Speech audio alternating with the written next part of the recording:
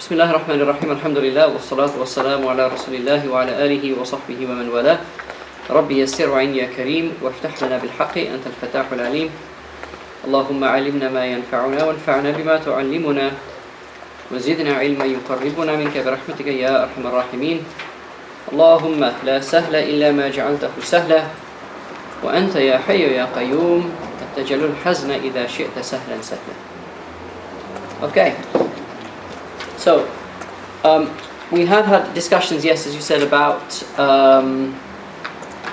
some questions about menses during Hajj, and that largely concerned the question of the tawaf of Hajj, right? The performance of the tawaf of Hajj. So what we're going to move on to now is some of the stuff that we kind of went over. The stuff that we went over relatively briefly. So let's just go back to some of this. Some of the stuff that we went over relatively briefly. Okay, so we did all this, didn't we? Yes? Yeah. Yeah, good. Okay, right. So, in terms of the tawaf itself, now we've spoken before about the idea that there are actions within actions. So if you look at the prayer is made up of actions itself. Okay? You have to stand, you have to bow, you have to prostrate, and so forth. And one of the questions that sometimes arises is, when have I actually done the act? When has that action actually been performed? So in order to perform the big action, which is the prayer, you need to have performed the standing, the recitation, the bowing, double prostration, sitting, and so forth. Okay? The question is, when have I done a ruku'? When have I done a sajda? Alright, so as a simple example, if I do the bounce ruku', so I'm going into ruku', but I'm kind of off balance, and so I go. So have I done ruku'? Have I done ruku' or not? That's the question. You touch your knees. Yeah? When have I done ruku'? So I've done ruku' if I've inclined my back sufficiently to touch my knees. If I've done that, I've done ruku'. No matter how short the time I was there, but if I just kind of go, oh, that's a ruku' done. Because the minimum that is required for a ruku' to be done is for me to touch my knee. Be able to bend sufficiently for me to touch my knees. Okay? However, it's not a very good ruku'. So last week we spoke about, I told you about the wall, right? Remember that? And I said a pile of bricks is a wall, technically, but it's not a very good wall. There's no mortar to keep the bricks together. The big bad wolf will come along, huff and puff, and the wall will collapse. The mortar is what makes it strong. So I've done a ruku' if I do that, but have I done a strong ruku'? No. Because in order for it to be a strong ruku', I need to bend that much, but I need to stay in this position for as long as it takes me to do say subhanallah once. Okay? So if I've done a ruku' but it's not a strong ruku', what do I do? Do I go back to ruku' again? So if I do, would I do this? I've go. Oh, not very good. Okay, I'll do that now. Is that what I should do? Or have I now done two ruku's? That's the problem. Alright? And the answer is, if you miss a wajib, which is the thing that makes it strong, at the end of the prayer, you do a sajda sahwi. You do two extra sajdas at the end of the prayer. Alright? And that's kind of the last bit of mortaring that kind of covers everything nicely. Basically. Got that? No. No email. Yeah? No email. No email? Full data, no email. Oh dear. Sorry. No, it's not. It's probably my fault. Everything seems to be going just swimmingly well today. Have you got WhatsApp web stuff? Hey? Have you got WhatsApp web on there? In order to get WhatsApp web, I would need to. I would need to. I don't know how to get WhatsApp web. Do you know how to do it? Give me a second. Just type in WhatsApp. Just go into the WhatsApp website. Get somebody put their WhatsApp on there and just add it on. Yeah, I think that's what I was doing, isn't it? Yeah, you do it. Just stand over there in the corner and just sort it out. I don't think I need either of those two things. Okay, so let me come back to what I was saying. While tech support is hard at work, I got the IT guy on the job. Get it on and just put the link on the group, yeah? So, I need to know not only what actions constitute Hajj and how to make those actions strong, so that it's not just a Hajj but a strong Hajj. I also need to know that for each of those actions, how do I make each of those actions a strong action? Okay? Now, a great example of this is the tawaf. And what you'll see it says here with the tawaf, if I can find the right slide, because my slides are a bit of a mess at the moment. I've got the upside down notes. So, if you see here, it says that if you see actions of tawaf, it says fard, wajib, sunnah. What that means is, in the tawaf itself, there are certain things that are fard. Fard means, if you haven't done them, you haven't performed a tawaf. You've just walked a very long way. That's all you've done. Okay? So, those things are there to ensure that the tawaf has actually been done. The wajib things are there to make it a strong tawaf. If you've done the wajib things, there's no correction that you need to do at the end of Hajj. Does that make sense? Okay? And then there are sunnah things, and the sunnah things make it a beautiful tawaf. And ultimately, of course, what you want is to perform beautiful acts of worship. What's the point performing an act of worship if it's not going to be a beautiful act of worship? Unless it's a choice between doing the act of worship or not doing it at all. Then, yes, you need to strip everything away.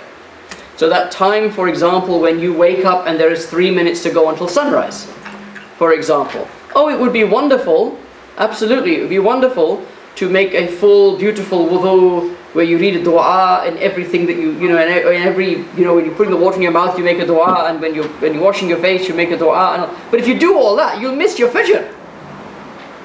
So what you need at that point, 3 minutes to go until sunrise, all sorted?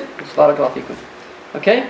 So what you need, when there's 3 minutes to go until sunrise, is to know what the bare essentials of a strong prayer are, and just do that. Okay?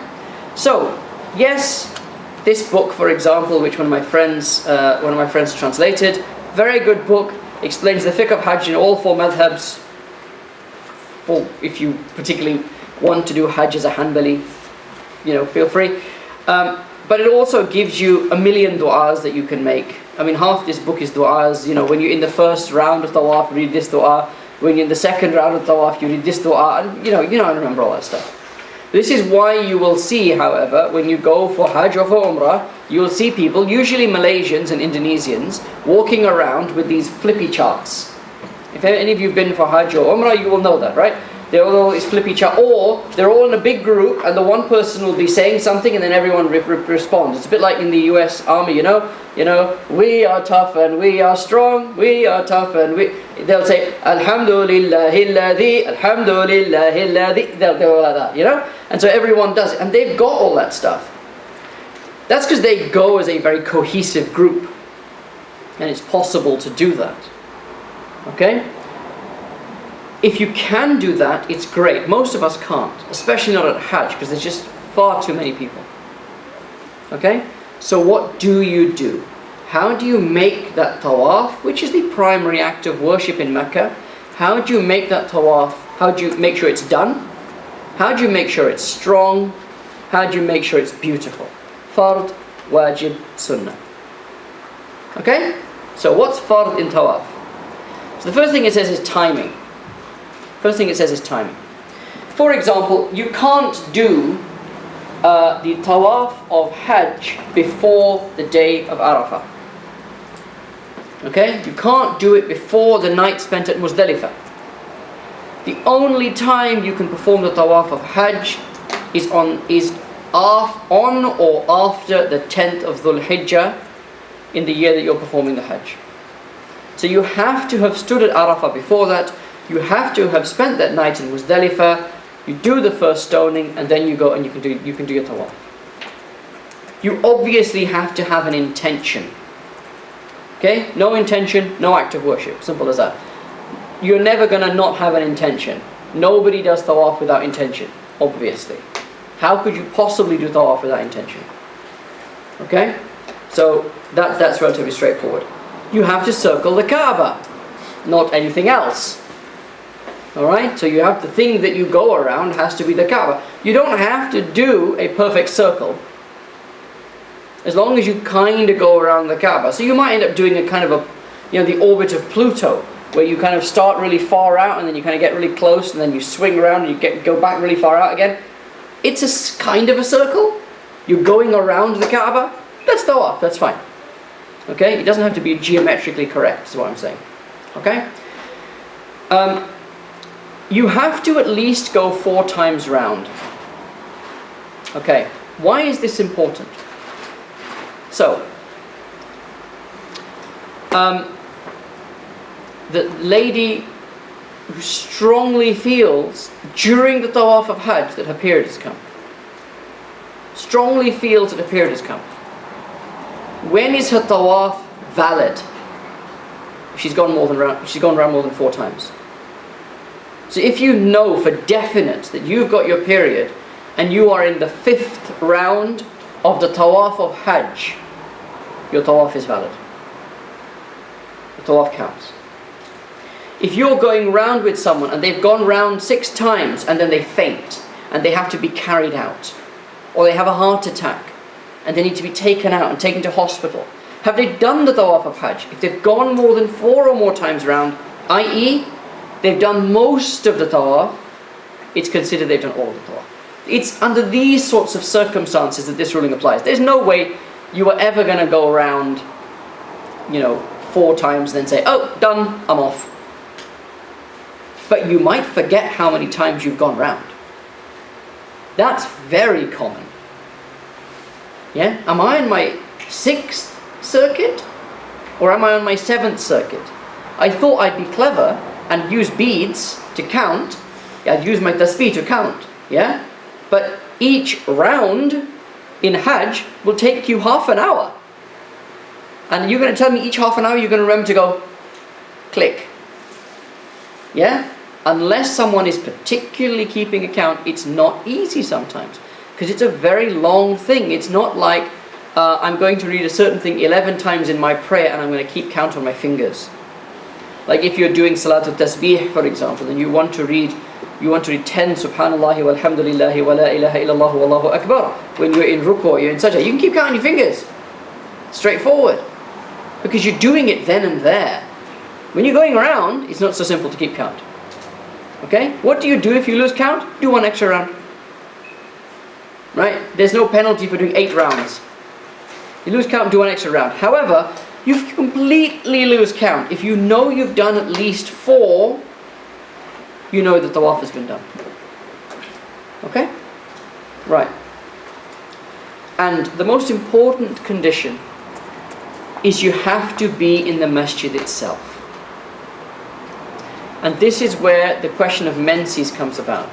Because ladies, the issue for you is not doing the tawaf, it's being in the masjid. That's the problem. The problem is being in the masjid without wudu. Yeah. So when you said that, for example, during tawaf, you've done your 4, you're on the 5th one, you feel, oh, I've got to get out of here. What happens then in terms of the being in the masjid? Right. So, if you are in the masjid and you think, and you're doing a tawaf, and you think you've got your period, well, you haven't yet. Until you don't. Okay? Doubt does not nullify certainty. Doubt does not vitiate certainty. Okay? You're certain that you are not in your period. You think your period may have started. Doubt doesn't vitiate. Doubt does not break certainty. Keep going. If you know you've got your period, if it is obvious, however, but it is obvious that your period has begun, okay, then you need to exit the masjid. Then you need to exit the masjid. Obviously, there's no problem with you being in the masjid while you are trying to get out of the masjid.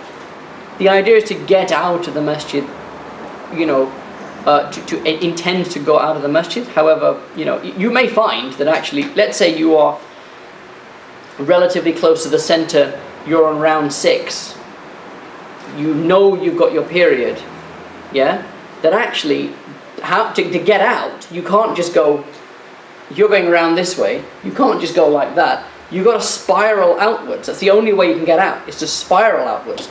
In spiraling outwards, you might actually finish all 7 rounds, which is fine. Which is fine. You've done your tawaf, okay? But you were intending to leave all that time. Yeah? Makes sense? If you go at a different time of the year, and it's quite quiet, you can't use this legal trick, because it's easy to get out. But you've got to intend to leave the masjid as soon as is reasonably possible. Okay? From a logistic point of view, of course, when you're at Hajj, you don't go wandering off on your own. Right? You may never come back again. Right? You may come out on the other side of the haram, and you'll never know how to get back again to where you're meant to go. Go with someone. Go with someone in that circumstance. Okay? The tawaf of Hajj, or any tawaf, there is no particular necessity to do it all at one go. You can stop for a breather. Right? So if you're with your husband, for example, and say, hey, you know what? Yeah, down below problems, I gotta get out. Okay? And you said, but I'm on my 4th round, man. Yeah? You gotta go. I don't have to go. So just come here with me. You take me out. Take me to the dark tower, whatever the thing's called. What's it called? That place? The big place. You know, the thing that looks like Barad-dûr. It looks like Sauron's fortress. What's it called? The clock tower. Take me to the clock tower. It really does look like Sauron's fortress. I remember taking a picture once where I took a pan picture from this kind of beautifully illuminated Ottoman outside of Masjid al-Haram, all the way across to this massive tower, like this looming over it, and it just looks like something out of a Lord of the Rings movie. Anyway, so you say, no, you take me out, you take me to the clock tower, because I need to leave. It's wajib for me to leave the masjid, okay? And okay, let's say you're on your 2nd round, so there's no way you're going to manage 5 by the time you get out. So take me out, leave me there. I'll sit at McDonald's and I'll have a, you know, and I'll wait for you, okay? Then you can go back. And you can carry on from where you left off, no problem. Right? You can even have a coffee at McDonald's too, and then go back and complete it. Do you know what I mean? Good luck getting space in McDonald's, by the way, at Hajj time. But anyway, it's more crowded than the Kaaba. Anyhow, but it is. What was I telling you? It's ridiculous. Building a thing. Honestly. Anyway, don't even get me started. What they should have. I have started. I will finish. What they should have done, really, had they asked me, because obviously I know what should be done, they should have built all of those hotels about 1 mile or 2 miles away, right? And then built an underground shuttle service from those hotels to the haram, and kept the haram just free. That would have been the simplest thing to do, yeah.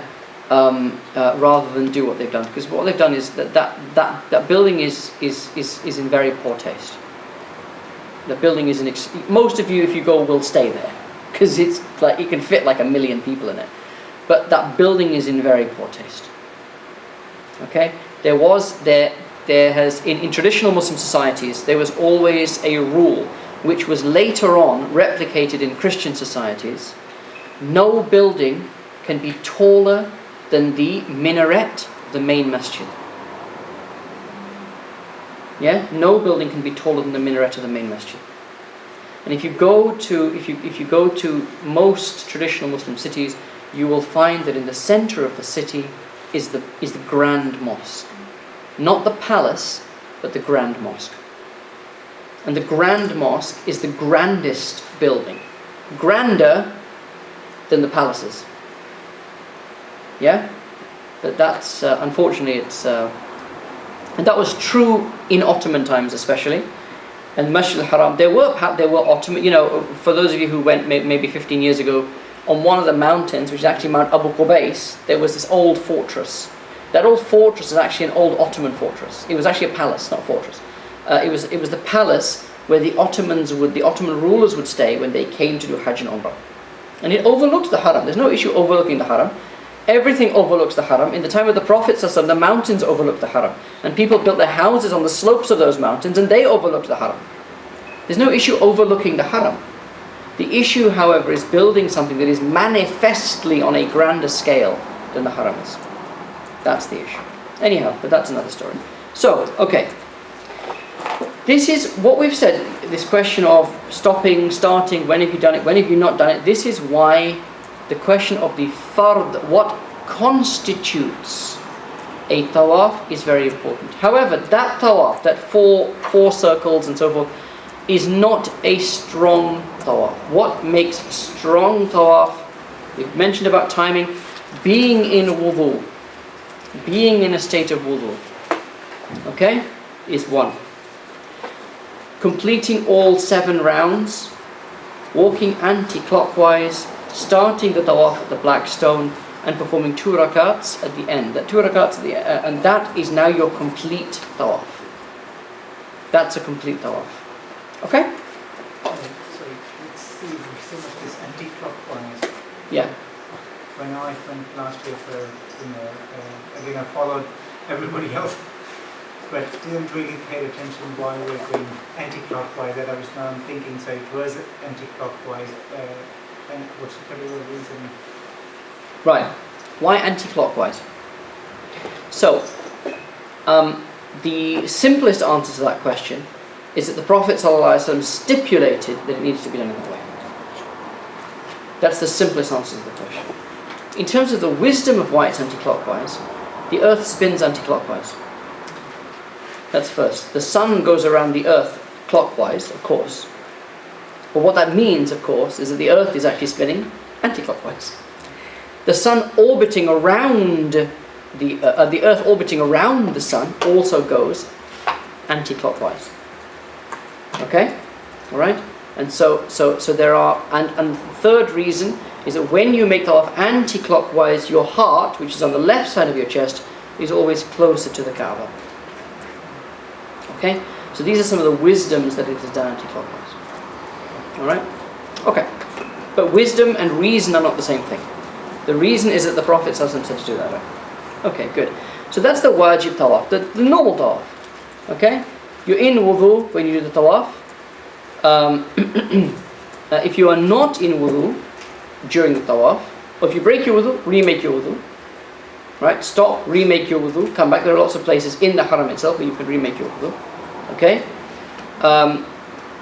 If you are not in wudu during the tawaf, is one of the acts of worship one of the very few acts of worship that must be performed in wudu. There are only 3 things that you require wudu to do: prayer, holding the Quran, and tawaf. That's it. Nothing else requires wudu. No other act of worship requires wudu. Okay? I'll tell you what happens if you're not in wudu when you do the tawaf a little bit later on. Okay. And then what we would consider a normal tawaf. 7 times around, anti-clockwise, starting at the black stone, 2 rakats at the end. That's your tawaf. Okay? It is a sunnah to... A number of things are sunnah. One is to make dhikr during your tawaf. Now, again, this doesn't mean, this ideally means you should be making dhikr, any dhikr you like. You can be making dhikr during the whole of the tawaf from beginning to end. Whether it is La ilaha illallah, La ilaha illallah, La ilaha illallah, whether it's Subhanallah walhamdulillah wa La ilaha illallah wallahu akbar, whether you're reciting Quran, whether you're reading salawat, istighfar, dua, whatever, any dhikr. Okay? The tawaf of Hajj, of course, is a very, very long tawaf. Okay? That's a long time to be making dhikr. Tawaf in the time of the Prophet ﷺ, the entire tawaf would probably have taken about 20 minutes. The entire 7 rounds would probably have taken about 20 minutes. Okay? During the farewell Hajj of the Prophet ﷺ, when there was this crowd never has been seen before, 120,000 people, it probably would have taken maybe about 40 minutes. Okay? The Tawaf of Hajj will take you 2, 3, maybe 4 hours. Okay? You obviously don't need to be doing dhikr for the whole of it. Alright? It's a sunnah to make dhikr. Pace yourself. Pace yourself. Okay? It's also a good time to contemplate things. Yeah? To think about things. To think about your life. To think about how you want to change your life. Alright? To, just observe other people and what they're doing. There's lots of forms of dhikr. Looking at the Kaaba is a form of dhikr. Okay? So when you look at the Hajj guide, there's lots of versions of prayers and permutations you can recite, but would you consider them to be possibly distracting? If you're there are, most Hajj guides will give you a whole lot of du'as to read. Okay? Now, this very much is up to you. Okay? All of those are merely recommended. If you can do them, great. Alright? If you find it difficult to do them, then it's just going to distract you. Right? We're trying to figure out if this is a qaf or a fa. As you're going around. Okay? And you're fiddling around with your book. You'll probably have to be holding on to someone, either for your own protection or for their protection. Okay? So one of the things to do, very simple thing to do, is decide in advance what you're comfortable doing. Things that you know, like Allahumma anta salam wa minka salam, for example, or Rabbana atina fid dunya hasana, or just istighfar, right?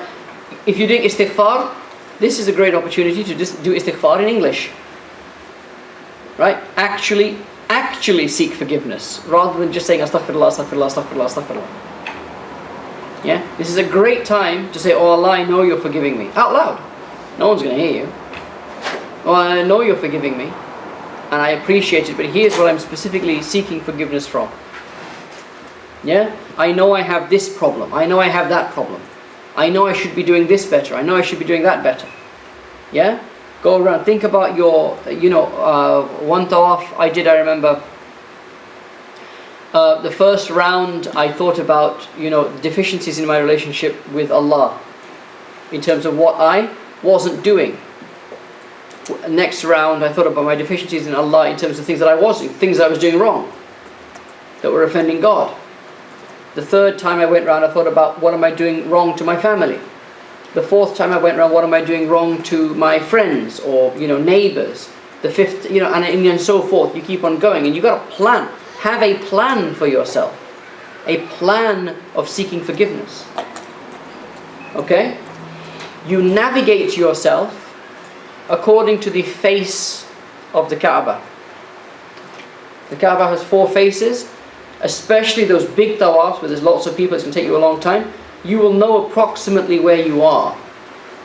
Okay? Am I in the first quarter, second quarter, third quarter, or the last quarter of my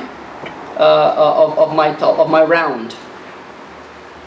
Yeah? So 1A, 1B, 1C, 1D, 2A, 2B, 2C, 2D, and so forth. You go around all 7, and you can plan out what you're going to do in each of those things, so you keep it a bit fresh. You're not having to just say, do istighfar for 40 minutes, don't stop. You're just going to get fed up of doing istighfar. You're going to have to eventually seek forgiveness for your seeking of forgiveness. Do you know what I mean? Yeah? Spend 10 minutes doing it.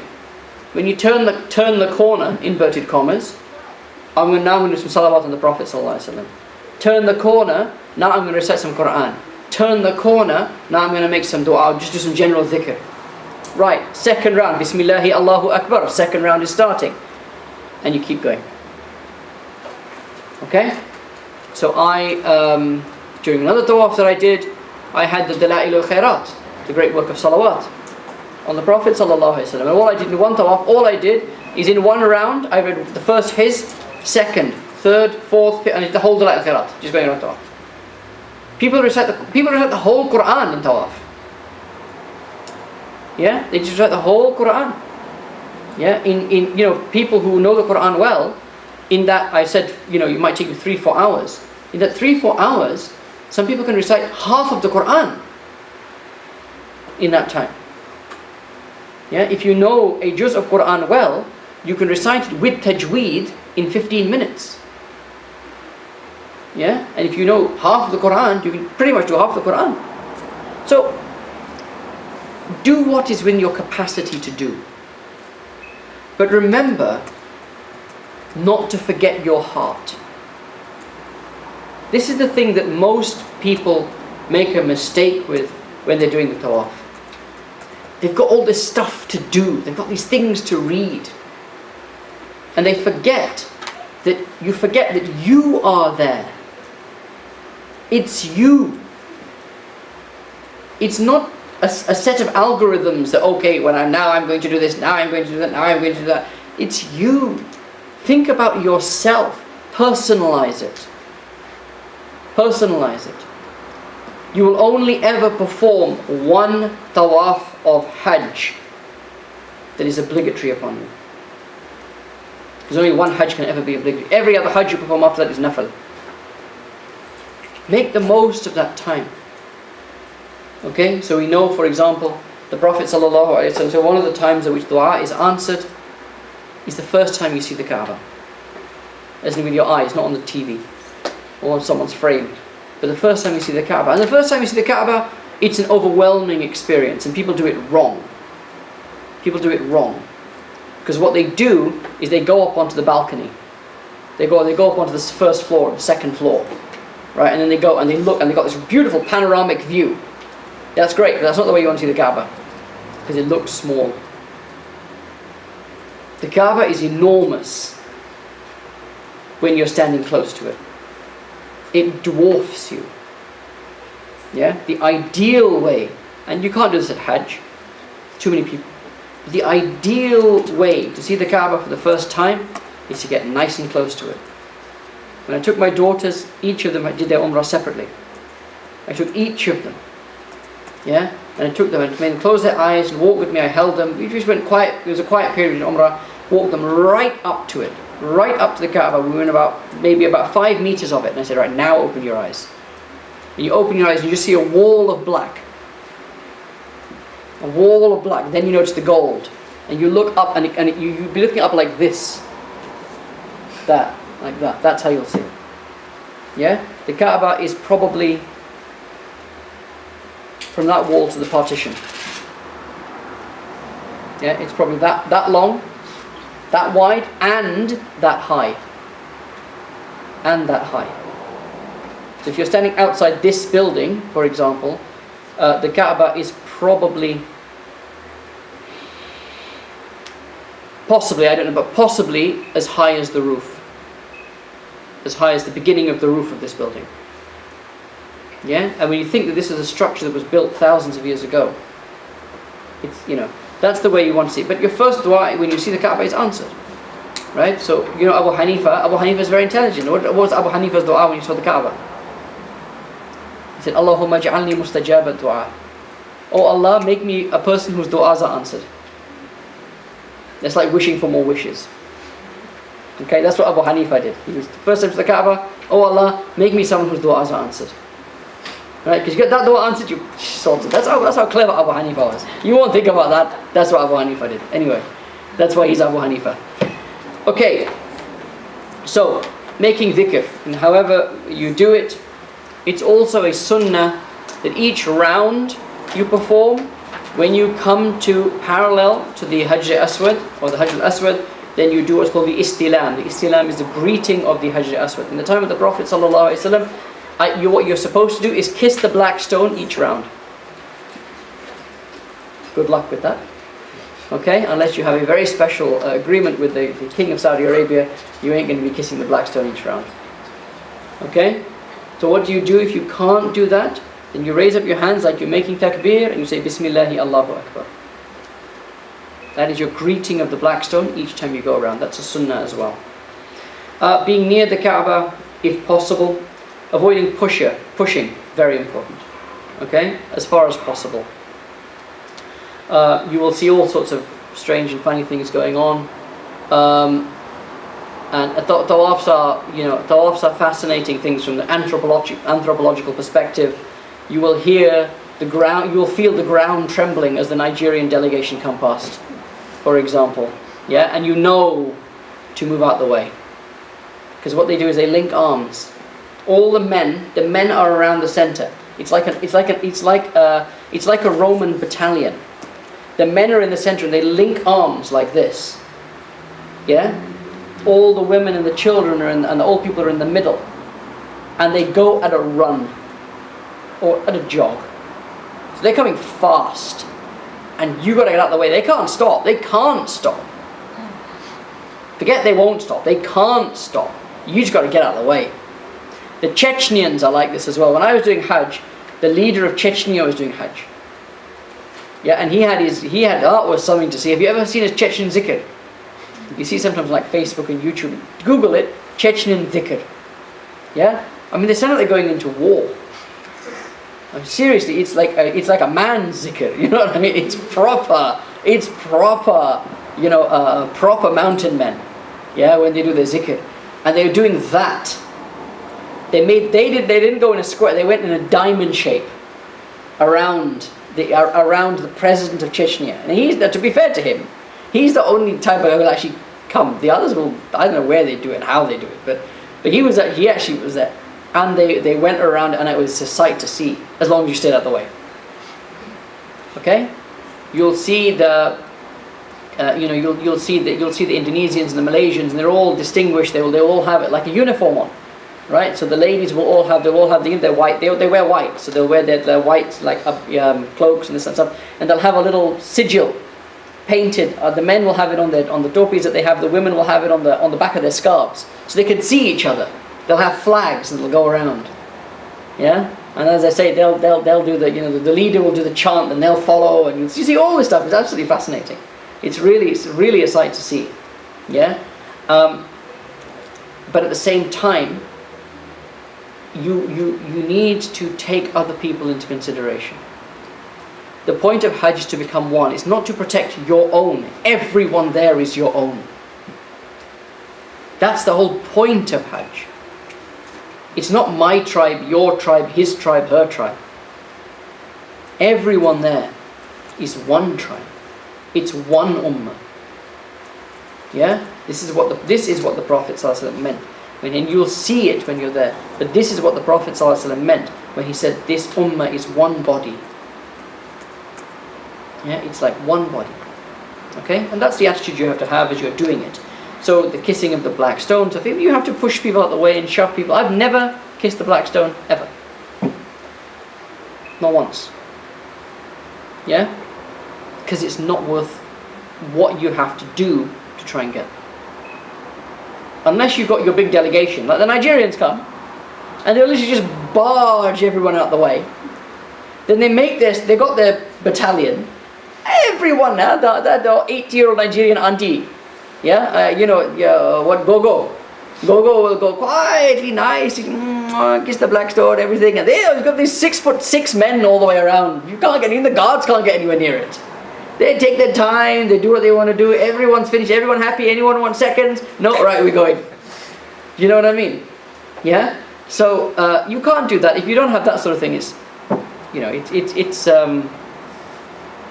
sometimes people have found, and these people who obviously have made a special deal with the Hajj Aswad, at some point, everything just opens up. They'll be walking, I was just walking there, I was doing my tawaf, walking, just carrying on, and suddenly there was just this opening.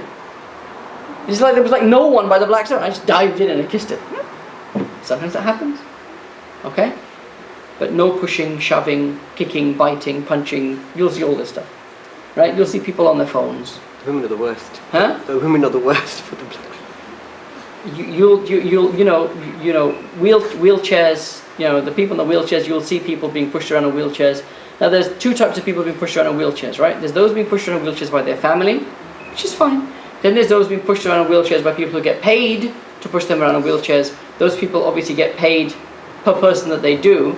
They are going at top speed, and you will see Auntie G on her wheelchair. You know, her white fingernail, you know, her knuckles are white. She's gripping the sign. There's a look of frozen terror on her face. She's forgotten all her du'as because this guy is going at 30 miles an hour. Yeah, in this wheelchair going around like this. So you'll see all sorts of things. Just keep an eye open. Yeah, really, to be honest, the most important part of the tawaf is keep your feet. Keep your feet. Yeah, don't fall over. Don't fall over. I don't mean metaphorically, I mean literally keep your feet. Don't fall over. Yeah? Okay. Huh? Be careful with the wheelchair because the people are going in the Yeah, that's hit you from the oh back. yeah, the wheelchairs go straight for your Achilles tendons. Yeah? They'll hit you on your Achilles. It's really painful. It happened to me once. It's really painful. Yeah? So just keep an eye. You'll hear people going Belek, Belek and all that kind of stuff. Just means get out of the way, basically. Yeah? Or Hajja, Hajja, Hajja. When you hear that, just look behind you and see what's coming. Okay? So yeah, you know, this is the tawaf. It's a fascinating experience. Just to make tawaf is a fascinating experience, quite far from anything else. Now we have these last two sunnahs here, Ramadan ittiba. The Ramadan and the ittiba are two sunnahs of the Prophet sallallahu alaihi wasallam, and this actually comes. It's a very interesting historical precedent. Ramal is effectively to march, or to walk in a very particular way. Okay, ittiba is for the men to bear the which shoulder did we say it was? I've forgotten now. This shoulder, isn't it? Yeah. No, right. Right shoulder. It is the right shoulder. You're bearing the right shoulder. Okay. Where does this come from? As I said, it's a very interesting historical precedent. Remember that the Muslims, having emigrated to Medina, very quickly found themselves in open warfare against the Quraysh. Now, from one perspective, one group of people at war with another group of people was kind of par for the course in Arabian society. There were always tribes that were at war with other tribes. But what they had is these periods called the sacred months. Sacred, i.e. the months in which fighting is forbidden. That's what was meant by the sacred months. Months in which fighting is prohibited. Okay?